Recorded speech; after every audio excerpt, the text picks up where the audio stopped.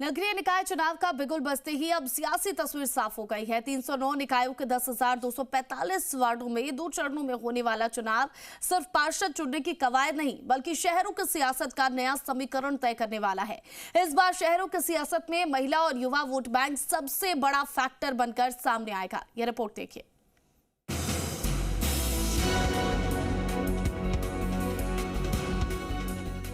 राजस्थान के शहरों में अब सियासी रण सज चुका है। राज्य निर्वाचन आयोग ने 309 नगरीय निकायों के 10,245 वार्डों के लिए चुनाव कार्यक्रम घोषित कर दिया है। इस बार 2 चरणों में होने वाला चुनाव सिर्फ पार्षद चुनने की कवायद नहीं, बल्कि शहरों की सियासत का नया समीकरण तय करने वाला है।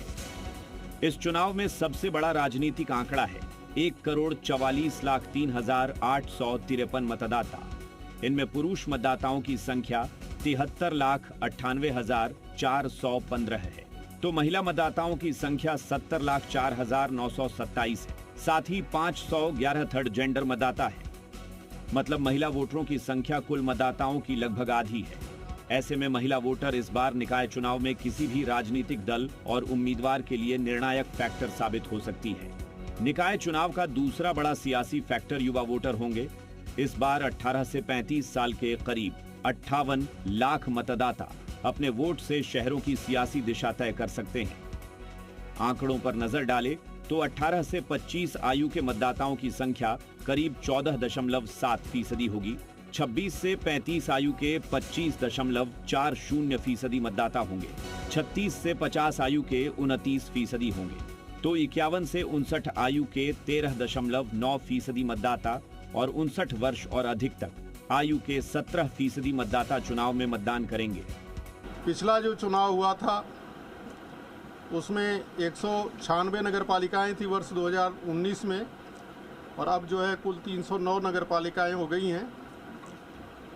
और जो अपने नगर निगम जयपुर में सबसे अधिक मतदाता हैं ये 24,20,839, और नगर पालिका इंद्रगढ़ बूंदी जिला उसमें सबसे कम मतदाता हैं 4,744। वोटर्स के आंकड़ों का संदेश साफ है। निकाय चुनाव में करीब 58 लाख युवा और करीब 70 लाख महिला मतदाता राजनीतिक दलों के लिए सबसे बड़ा वोट बैंक है। खासकर वार्ड स्तर के चुनाव में कुछ हजार वोटों का अंतर जीत हार तय करता है। ऐसे में उम्मीदवारों की रणनीति सिर्फ पार्टी के परंपरागत वोट बैंक पर नहीं, बल्कि महिला और युवा मतदाताओं तक पहुंच बनाने पर भी टिकी रहेगी। यही वजह है कि युवाओं के इस बड़े वोट बैंक के सामने राजनीतिक दलों के लिए रोजगार, शिक्षा, शहरी सुविधाएं, ट्रैफिक, सार्वजनिक परिवहन, स्वच्छता, खेल सुविधाएं और डिजिटल सेवाएं जैसे मुद्दे अहम हो सकते हैं। यानी इस बार निकाय चुनाव में स्थानीय मुद्दों के साथ युवा वोटरों की पसंद भी उम्मीदवारों की जीत हार का गणित बदल सकती है। इस चुनाव में पार्षद बनने के बाद असली सियासी परीक्षा भी शुरू होगी। 14 सितंबर को पार्षदों के चुनाव परिणाम आएंगे, लेकिन 21 सितंबर को इन्हीं निर्वाचित पार्षदों के वोट से मेयर, सभापति और अध्यक्ष चुने जाएंगे। यानी निकाय चुनाव का सियासी गणित 2 चरणों में चलेगा। पहले जनता पार्षद चुनेगी और फिर पार्षद शहर की सरकार का मुखिया चुनेंगे। यही वजह है कि 14 सितंबर के बाद निकायों में सियासी सक्रियता और बढ़ने की संभावना है। पार्षदों की संख्या बल के साथ साथ राजनीतिक दलों की रणनीति, निर्दलीय पार्षदों की भूमिका और स्थानीय समीकरण मेयर, सभापति और अध्यक्ष की कुर्सी का फैसला करेंगे। बहरहाल अब शहर की सरकार के लिए शंखनाद हो चुका है।